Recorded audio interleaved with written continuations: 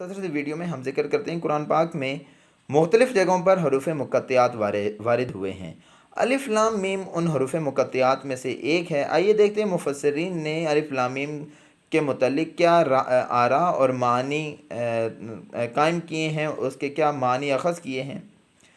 ایک تفسیری روایت کے مطابق الف لام میم اللہ تعالیٰ کے حروف کا اللہ تعالیٰ کے ناموں کا مخفف ہے، جیسے الف سے اللہ، لام سے لطیف اور میم سے مجید۔ اسی طرح ایک اور تفسیری روایت ملتی ہے کہ الف لام میم اللہ تعالیٰ کے اسم اعظم میں سے ایک ہے، یعنی اللہ کے بڑے ناموں میں سے ایک ہے۔ ایک اور روایت کے مطابق، اور یہی اکثریتی مفسرین کی رائے ہے، کہ الف لام میم اور دیگر حروف مقطعات ان کے بارے میں معلومات اللہ اور اس کے رسول نے لوگوں کو نہیں پہنچائی، اس کا علم اللہ نے اپنے پاس ہی رکھا ہے۔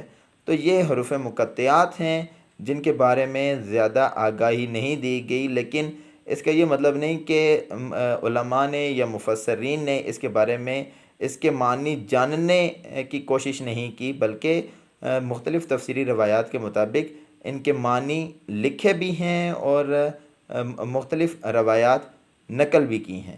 امید ہے آپ نے اس ویڈیو سے استفادہ کیا ہوگا۔ اگر آپ نے اس چینل کو سبسکرائب نہیں کیا، کائنڈلی اس چینل کو سبسکرائب کیجیے۔ بہت شکریہ۔